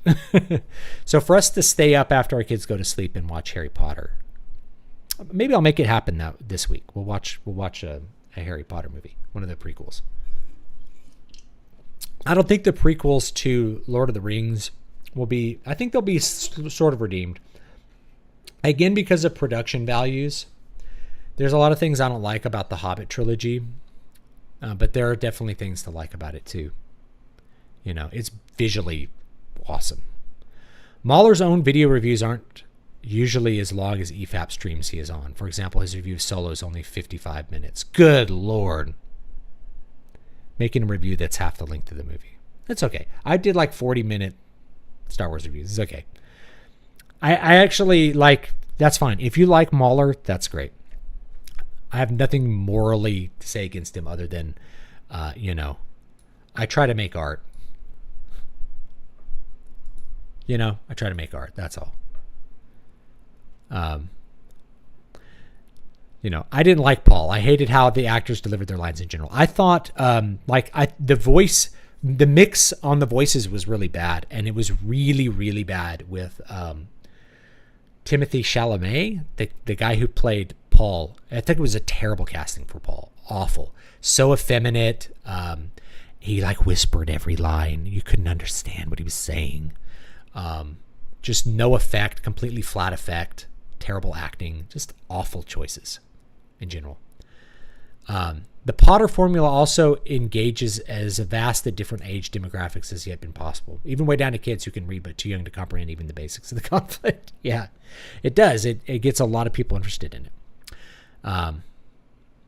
Instead of doing reviews for each movie, maybe do one video reviewing all the movies you've seen during the year. People love list videos, so you can probably do it rather quickly. Yeah, I did it for games last year. It didn't get a lot of views, but, you know, I thought I'd throw them all in there. In my opinion, M4's book edit already redeemed the Hobbit trilogy. That's another cool thing about the Hobbit trilogy is these fan edits. So there's a lot of cool fan edits of Hobbit going around that basically cut out a lot of the extra stuff that Jackson added to get it closer to the book. And I like that, and I respect it. It's cool. Like the main ones, if I were going to change the Hobbit trilogy, the big ones is like, or the big changes I would make are, I would get Bilbo out the door quicker, like what happens in the book. I love some of the songs. I love the mood that's there, but it just takes too long. Cut that down. Right? We get rid of the you're being tracked by the white orc. I understand why Peter put it in there is because it leads to him attacking in the Battle of Five Armies. So we have the conflict that exists for the Battle of Five Armies earlier. But it just takes up a lot of time. and I want to, we want to get the characters through the paces a little more quickly. I thought Goblin Town was pretty cool, to be honest. I'd probably keep most of that. Riddles in the Dark. I know I'm going to be, this is a very unpopular opinion, but I thought, what's his name? Martin, the actor who played Bilbo. It's not Martin Short. I don't like him as Bilbo. I don't like his performance. It just doesn't work for me. So you can't edit out the bad performance.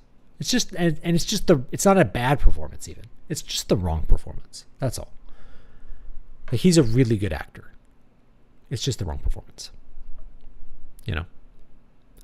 Giving mild takes is almost a necessity for streamers. Moist critical is super mild. You succeed. I miss every frame of painting. They cast the hot, young, and up-and-coming stars. There aren't a lot of particularly masculine actors, especially under 40. There have been, but keep in mind there's more or less an infinity of people wanting to be Hollywood actors. They choose.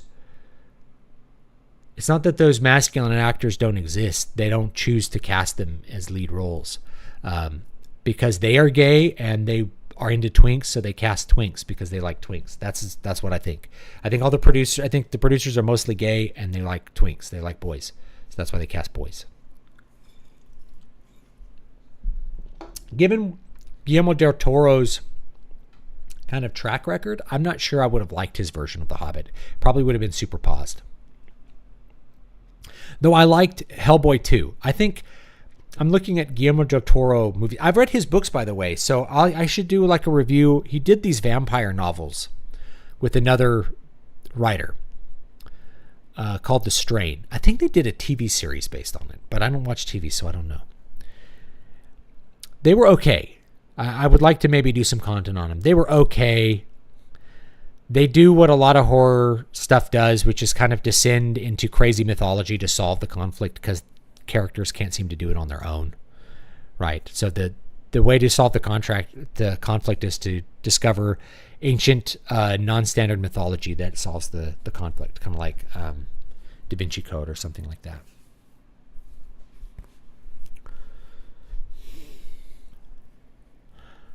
A lot of plot points with Gandalf and the other wizard also felt dragged out. Yeah, I mean, they're alluded to outside the book. I'd probably cut those as well.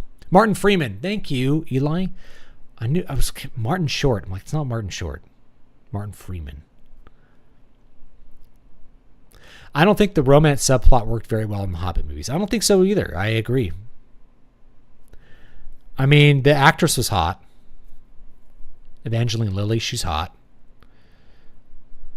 I mean, and the actor who played Keeley is not, or is it Feely? Feely? I think it was Feely. He's good looking. No chemistry. And we don't believe it because we're just like, why would an elf be into this weird little dwarf? She wouldn't. They call them the Nogrim, the stunted people. They think they're ugly. There's a supercut of the Three Hobbits called the Tolkien Edit. I think I have that one. I have a bunch of them on my computer. I should do like reviews of them. That would be a good idea. That's surprisingly better. That you do retain that sour aftertaste if you already watched them. Originals are so bloated and bad. I will go on a limb. This is a weird one. I think the extended versions of The Hobbit are better than the theatrical versions. The longer versions are better. And it's because the additions with even more fit the conflict. They have a purpose once you add the extra footage in. I know it seems like it would be the opposite. But it's like you add things in and then you cut away some critical things that make those additions viable. And so in the extended editions, those additions become a lot more viable. Even the romance, I think, actually is better than the extended editions. It's such a weird, it's the opposite of what you would think. You're like, man, they felt so bloated. Let's add more bloat. Whoa, these are better.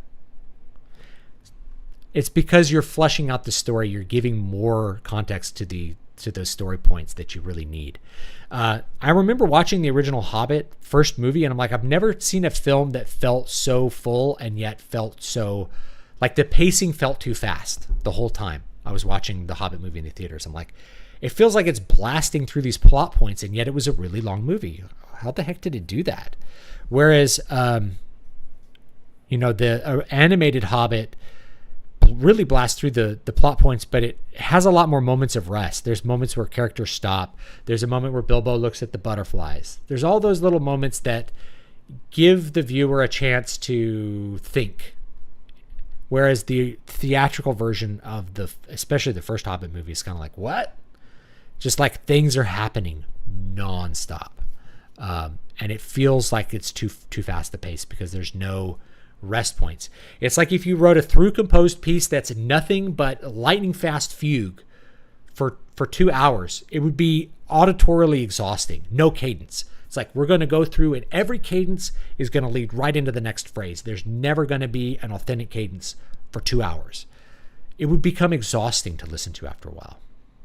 So I actually think the extended editions are better. Hardwick says, personally, I like Martin Freeman as Bilbo. I think he did a great job of capturing the type of discomfort a Hobbit would feel on an arduous adventure. I liked the cheerful Bilbo of the cartoons better. I think that captured more his personality. Yes, he was a bit miserable, but he always had this kind of plucky spirit where he felt like he could get it done, especially when he's going to see the dragon. I've come to trust my luck more than in the old days. He's like cheerfully going to see a dragon. And then like Tolkien will have an aside. He's like, if you knew more about dragons, he wouldn't have been so cheerful. It's like, okay. He just felt kind of anxious and depressed the whole time. And I get that a lot of people like that performance, but I didn't like it. It's not for me. I wanted a different performance for Bilbo. And I wouldn't even say Martin Freeman was badly cast. I wouldn't say that either. I think it's Jackson's decision about what direction he wanted that character to go in. I think it's the direction for acting. I don't agree with it. He wanted Bilbo to be what he showed on screen, or he wouldn't have shown it. Like Batman versus Superman, extended is very good. I haven't seen it. Which do you prefer, the extended versions or trimmed fan edit? I don't know. That's a good question. I haven't thought about it. Probably the fan edit. Because what the fan edit does is it gets rid of the extraneous stuff, whereas the extended editions gives you enough context for you to not hate the extraneous stuff, right? You'd rather just trim the fat, I've seen multiple Hobbit fan edits, but I think M4's version is easily the best. He removed all the bloat, but without cutting so much as to make the pacing too quick. I used to like Star Wars, but after the Disney treatment, I just don't care about any of it anymore. I think George got lucky with the first film and benefited mightily, taking a backseat in episodes 5 and 6. I think he took less of a backseat than people realize. Episode 5 went way over budget, way over time. George had to step in and finish the movie, and had to be very hands-on, believe it or not. So I think there's mythology that arises to justify people's dislike of the prequels and George's choices, and it's okay to not like those choices. And they respond to that by being like, oh, it was all about Gary Kurtz made the movies, or his wife edited them.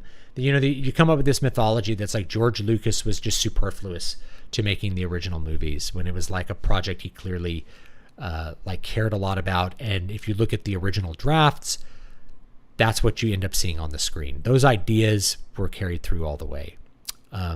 They just were. So, and then if you look at the history of production, it's more hands-on than I think people realize. But George did not want to run the shooting, right? That's like what a director does. He just didn't want to do that. He wanted someone who was good at that to do that. He didn't feel like he was the best choice. So he focused on the big picture stuff, organizing people, getting the effects shots to be correct, all that kind of stuff. Maybe the movie's benefited. To my understanding is he really wanted Spielberg to do episode 1. He wanted a different director. And, maybe in an alternate universe he was able to get directors to do the prequels and they came out better as a result. But I don't know. I just don't know. Martin Freeman was a really good Hobbit, but I never saw the adventurous Bilbo in him. Yeah, I don't know. I can see why people like it. I don't think it's a bad performance. So I guess I would frame it as like, I think it's the wrong performance, not a bad performance. I don't think it's the wrong actor. It's just the wrong performance, right? Like you could take him And I'm sure he could deliver a performance that I'd be like, that's my Bilbo. But he's just not my Bilbo. And I don't feel like Viggo Mortensen is a bad actor to say like the Aragorn in the movies is not my Aragorn. The Aragorn in the books was like, I'm going to be king. I'm engaging in the conspiracy to be king. And I'm ready for it. And I've lived for 90 years. And I am the greatest warrior on earth. Right? It's like, that's my Aragorn. Is this really kingly person going to claim his throne? Not a reluctant hero, but one who knew his time was come. But I understand why Jackson made a lot of those, right? He wanted this sense that like Aragorn is going to grow into being a king. We want to see him sort of take up the throne and become the great person that we kind of already know he is. The prequels felt like the first draft of a masterpiece. That's an interesting way of putting it. I could feel that. I think a lot of it was done on the fly, like George was shooting episode 6 and then they were immediately editing it afterwards. Like they were going for it really, really hard. But he had been thinking about that stuff for a long time. A lot of people do better creative work under constraints, and there were more budgetary constraints for the OT than the prequels. Absolutely. A lot more time constraints, more budgetary constraints, more oversight, like everything. It was a lot more limited. That's a really good point. You can tell, why did George reuse the Death Star? Well, he wanted the Death Star as the final thing, but he didn't think he'd make a second movie, so he put it in the first movie. The original draft of Star Wars is like a really epic draft. I only watched the first Disney Star Wars film. I haven't watched any new Star Wars content after. I'm proud of it. Good. I've heard that the novelizations of the prequels are much better than the movies. I haven't read them. That would be an interesting thing. I don't usually read novelizations.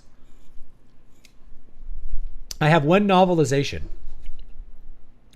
and it's not even really a novelization, because I think it was written before the movie. It is the novelization of Conan the Destroyer by Robert Jordan, the guy who wrote Wheel of Time. So I have that. I have the Conan the Destroyer book by Robert Jordan. Otherwise, I've never bought a novelization. And the thing is, in the 80s and 90s, we read novelizations. I've read some. But you would buy it and read it because it was a cheap way to get that movie, which you couldn't normally get. Most people didn't have VHSs in the 80s. So a novelization was a way for you to experience that story again. Do you believe the WoW story will get better now that Metzen is back in charge? I think it would be hard for it to not get better. My caution with that is that you got to look at Blizzard as a company, not Metzen as a person. Blizzard as a company is a company that always underfulfills its promises. It promises a story mode for Overwatch. It kills it. It kills Overwatch 1 to make you play Overwatch 2 and then kills the story of that. Right? It promises all these great story ideas for Warlords of Draenor and just quickly abandons it and tries to make the next expansion. Their promises for features in every expansion are always underdelivered. They've never really delivered on their promises for an expansion since Wrath of the Lich King. Maybe Pandaria. I don't feel like the game has had a good expansion since Mists of Pandaria. That's 10 years. That's more than 10 years, guys.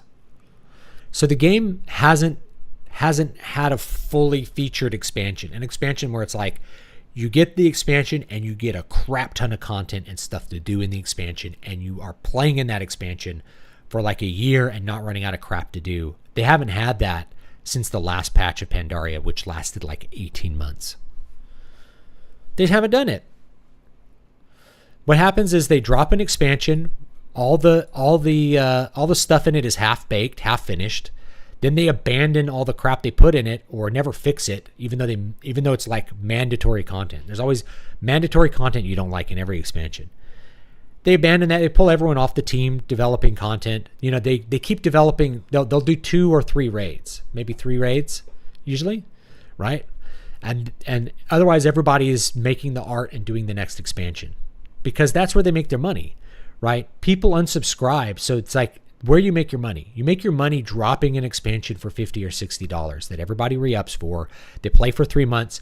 So everybody buys in for $120, maybe $115 for a new expansion. That's what you want. You get $115 out of every returning player. Yeah, they can't get into the 4 tiers of rating, which gets really boring. You keep the servers on for those people who are paying $15 a month, who are paying for the boosts, who are buying, the whales. So it's like you get $100 from every fan, and then you serve the whales, and you take the team off to go do all the next expansion. Why would this change? They're announcing 3 expansions. Why would this change? In fact, they're telling you what they're going to do. We're going to drop an expansion. Then we're going to abandon it, and you're going to quit. And then we'll drop another one, which you'll buy, and then you'll quit. If you're going to play through all those expansions, it's $1,200. Do you think you're going to get $1,200 worth of content based on what the company has produced for you over the last 10 years? Or do you think Microsoft and Metzen will magically make the company give you more value than they've given you for 10 years? Maybe they will. There's always a possibility that somehow they could give you the value that they gave you back in 2009. I doubt it, though. And I don't think there's any reason to believe that they will. But, the modern fans of the game, they're obviously, if they stay subscribed now, then they feel like they're getting their value out of it. But when it comes to how they market it, they know that they can drop an expansion, get returning players back for like 3 months, and then they really need to focus on doing that again as many times as possible. You know what I mean? So, I think it will get better as far as story goes, for sure. Is the game going to get better? I don't think there's any reason to believe it will. What books would you recommend we read to improve character work? Any book. Just read any novel with a critical eye, and you'll improve your character work. I don't read manuals on writing because most of them are bullshit, right? Yeah. I'm giving you the content for it. Now it's go read and then start writing, start experimenting. Go do. You'll learn more by doing than by reading a manual, to be honest. So this should be a starting point, and then you just go do and be great at it. Okay. It's more mystery box garbage. I hope DVS does the Fyrak defeat reaction. It's beyond description how silly and cartoony and Disney-like it is. What about Blizzard being under Microsoft now? Good, bad, or meh? I think it's meh. I don't think it could be worse. I think it could be better. I guess the optionality is I don't see how Blizzard could be worse with what they're doing. So it'll probably make it better, having constraints like what people said. Activision made Blizzard worse. So maybe could Microsoft make them even worse? I don't think they could. I think the worst thing is that it'll just continue being as bad as it is now. But maybe it'll get worse. Kind of interested to read Alan Dean Foster's novelization of the Alien movies. That sounds interesting too. Half-baked content, live service, abandoned project, repeat. That's the modern gaming cycle writ large. Absolutely. Unless you're playing Genshin Impact. You notice like the Chinese companies are like, boom, here's this game with all these zones that we're going to add in later. And the zones that you can explore are so massive that it takes you like 50 hours to get through them all. Without ever you feeling like you need to buy anything from the cash shop. Oh, we just dropped another thing just as big, and another thing, and another thing, and another thing. It's like, damn. Genshin Impact offers a lot of value if you like that gameplay style. A lot of value. And honestly, the gameplay's pretty fun.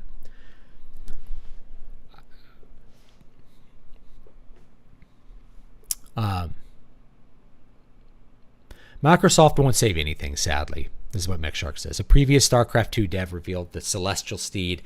Oh, yes, I saw this. Yes, I saw his...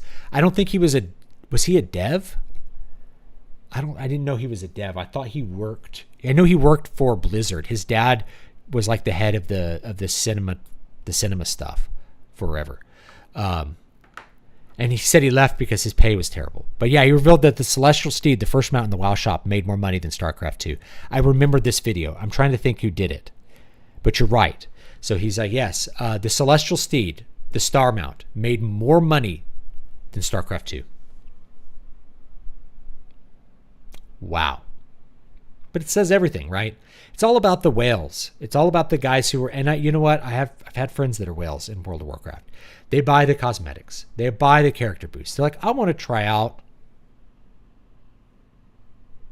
Warlock.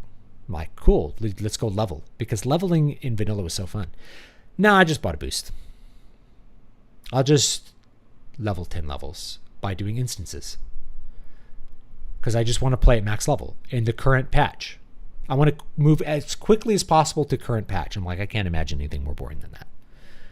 And that's my big complaint about the format of Modern WoW, is that everything is just current patch.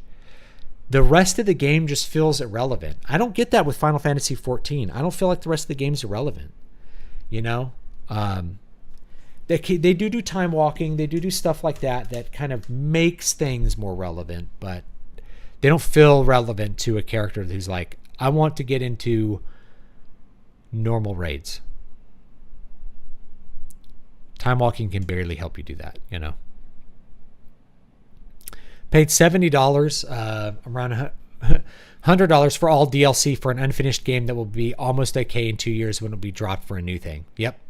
Pay $70 up to $100 for all DLC. So you got to pay the extra $30 for the DLC for an unfinished game that will be almost okay in 2 years when it'll be dropped for a new thing.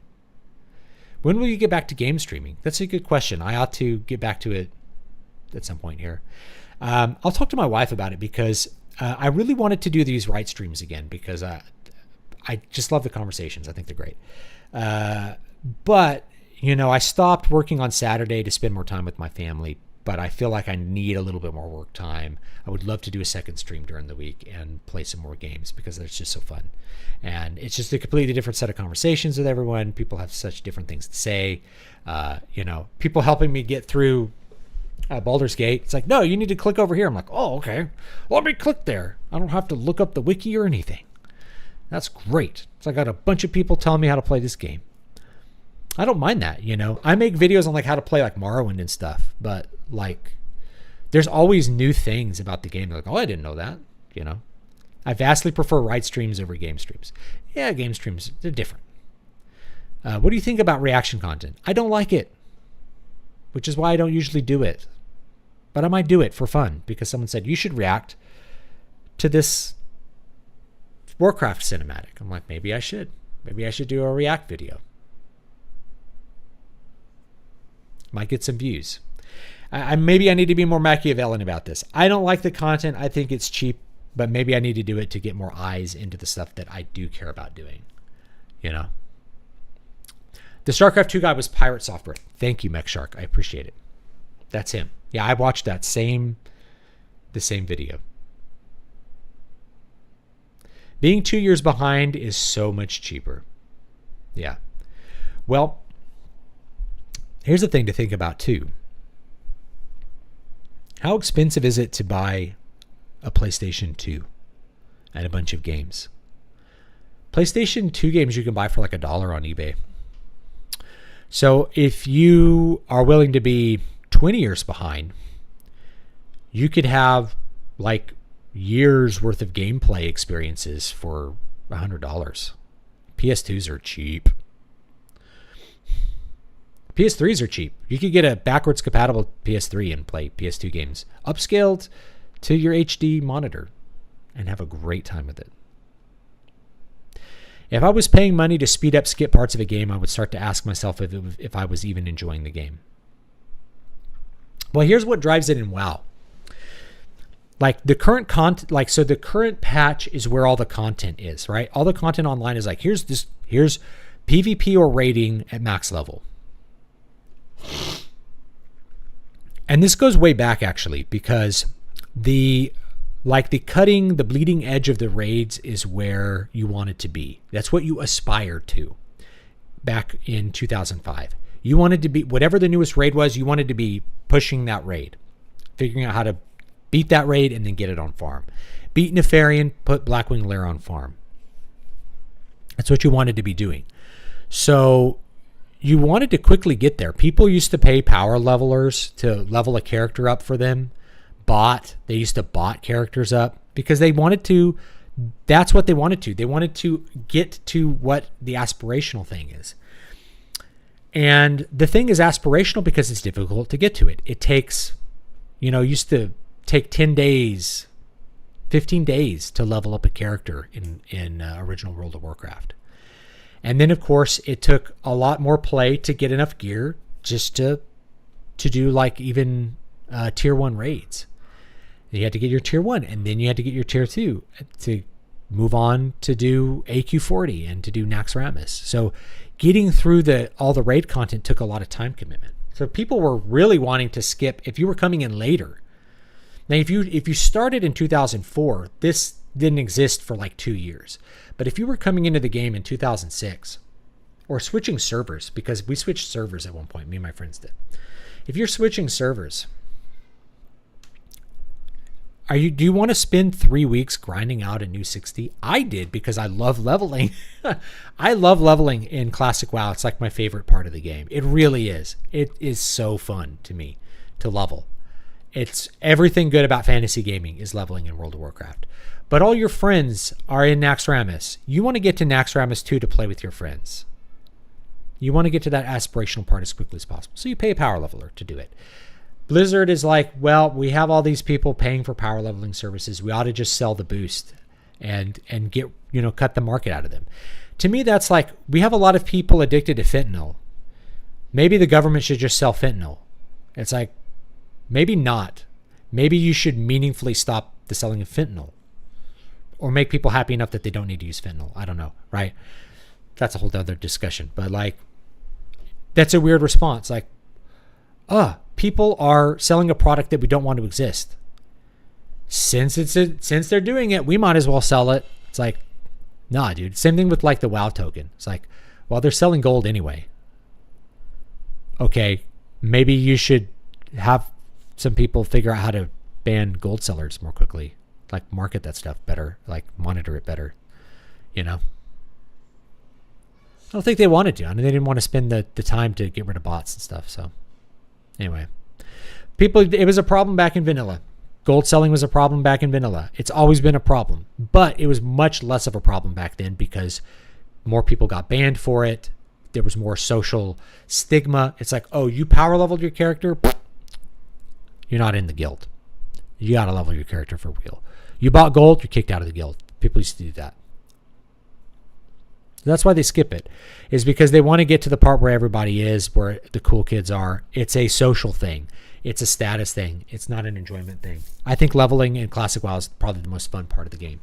I cannot think of a gaming experience where I had more fun than the first character I leveled in World of Warcraft. It is the most fun I've ever had playing a game. Was original Classic WoW, the leveling portion. Raiding was fun. Playing a max level was really fun. But the like drive, the experience, the joy of like leveling up and mastering the game was just so much fun. Zimamaru says, I think React content is pretty good as it has brought so many videos to my attention that I never would have heard of via random recommendation. It's a good view boost if nothing else. That's a good point. Like I should do it. I see stuff, it's like, composer reacts to this. I'm like, I could do this. I'm a composer, right? I have a composition degree. React to these compositions, right? Vocal coach reacts to this. I'm like, how can you? And that's my wife's name. I'm like, you could do this, react, vocal coach reacts. She's like, my wife's a speech therapist and she has a degree in voice. Yeah, the competitive social element fosters spending. Still remember calling a 1-900 number in the late 80s to clear a level in Castlevania 2. Yes! To figure, you're supposed to select this thing, the blue thing in your inventory, and hold down for 10 or 30 seconds, and then the tornado will take you away. How the hell were you supposed to know that? Mech Shark, I agree. Reactions are garbage, though. Ironically, I found this channel from Last Jedi Reviews. Another version of react to other made thing. Perhaps once in a while, strategy is less egregious. Yeah, that's a good point. Problem is, if that's the crowd you gather, that's the content that will always be expected of you. And every question becomes thoughts on. It's true. I've been there. You know, thoughts on this, and then I make a video on it. You don't have enough subscribers to react to this. Okay. Or to weigh in on this. What are your thoughts on the video game VHS collector market? Pristine old tapes and cartridges are selling for ridiculous money, and I suspect 80s and 90s nostalgia heavily drives the market. All right, here's my opinion on VHS. Do you want to have a collection, or do you want to have the movie? If you want to have the movie, a Blu-ray is a much better choice, or a digital copy. It looks better. It sounds better. It doesn't degrade like a videotape. VHS, I have nostalgia for watching VHSs because it was fun to watch VHSs in 1990. But they're not a good format compared to any alternative. They like rot away, right? Buy Blu-rays, rip them onto a hard drive, fill your hard drive up with the movies, buy a couple hard drives, fill them up. That's going to be a much better way to preserve your collection than buying VHSs. I still have physical copies of a lot of my movies. Any movie I care about, I buy a physical copy of, right? I have physical copies of the Hobbit movies, Lord of the Rings, all the Star Wars movies, right? So I have physical copies of those. So, you know, I have them in my possession. Now, if I rip them onto a hard drive, right? Actually, my computer's over there now. Rip them onto a hard drive, me putting a disc into my computer. Right. If I rip them onto a hard drive and keep that hard drive, maybe back the hard drive up, you know, that's a great way to preserve them as well. VHSs are not. So collector market on VHS, I would never collect VHSs. And the truth is most VHSs are worthless. I think the only VHS we have is the penis cover of Little Mermaid because we think it's funny.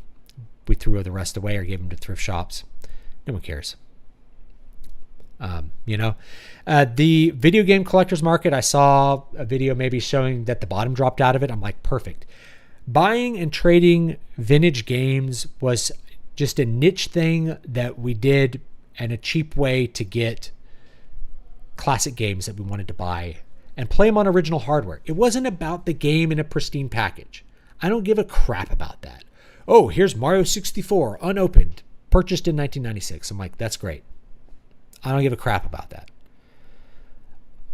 I only give a crap about playing Mario 64 on my Nintendo 64 original hardware because it's a different experience than playing it on my Wii U. I could play it on my Wii U and it's a good experience, but it's not quite the same as playing it on the original controller on a CRT with the original, original hardware is just a different experience. So I want the bottom to fall out of the collector's market because then people start thinking, oh, here's my copy of Super Mario RPG. That should be worth $500 now because someone at an auction bought a sealed copy for $1 million. It's like, no, sorry, it shouldn't be worth $500. No one's going to pay $500 for it. That's not retarded. No one, because we want to play the game. We want to play the game. We don't want to collect it, right? We collect it so that we can play it when we want to. That's why we collect it. So anyway, that niche market, I want it to go back to the way it was before, where like you could just buy older used games because you want to have them and play them on original hardware. Old VHS collecting is really just like, oh, it just happened to not be opened for years. Great.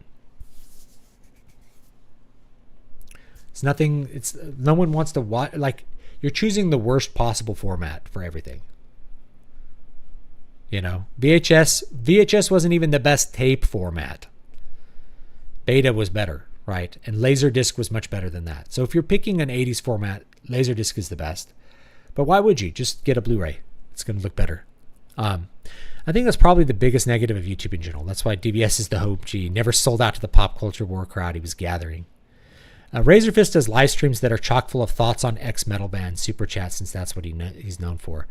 Yeah, I mean, it's like I don't even listen to as much metal as I used to. I used to do metal reviews every week and it tanked my channel, so I stopped doing it. I like some of the reaction YouTubers that provide interesting expert info, like the charismatic voice, or provide a degree of comedy value. I'm about to throw out a bunch of my mom's VHS, but I kind of want to keep some of the old workout weight loss VHS. It really does embody so much of the 90s. What I would be tempted to do is try to rip them into a digital format. So here's how you can do it: is you get a converter or upscaler. They're cheap on Amazon. You don't have to go like full retro tink to like de-interlace.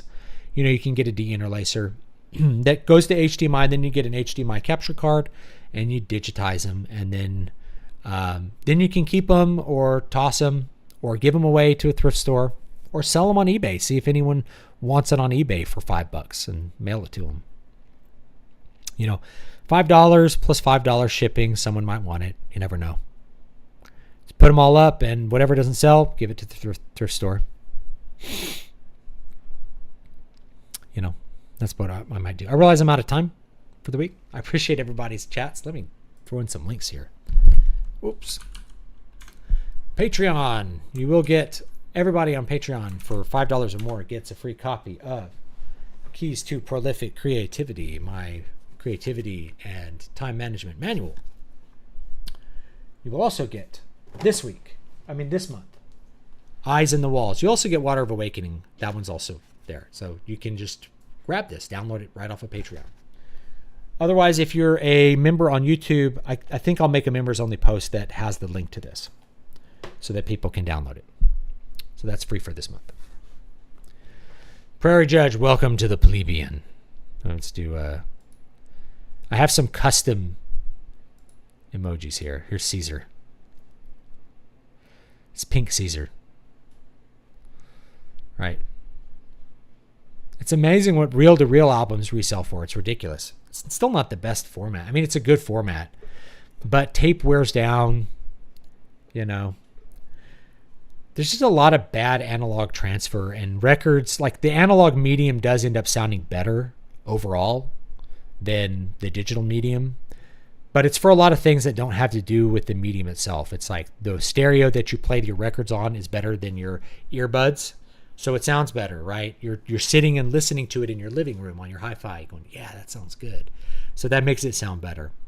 And if the record's not worn out, there's a different production approach to making a record that I find more aesthetically pleasing. I find more pleasing to listen to than digital records. So you get a lot from that. I don't get that with reel-to-reel, though. I think vinyls actually sound better than reel-to-reel because a vinyl has a needle that's vibrating, which actually increases the perception of overtones because it's a thing that's vibrating. It has overtones. It sounds warmer to me than the reel-to-reel, but reel-to-reel sounds good too. Don't forget, sell out and do the wow thing. I should. I should do that. All right, guys. I think that's it for today. Oh, I do want to link my music channel. There it is. We'll probably play something on the way out from that channel, which will be fun. There we go. And I think that's going to be it for today. You guys have a great one, and I'll see you all next time.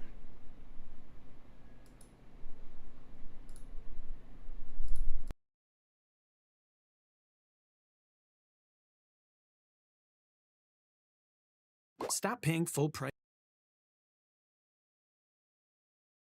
Oh, hell yeah. I'm playing it off YouTube, so there's an ad. Here we go.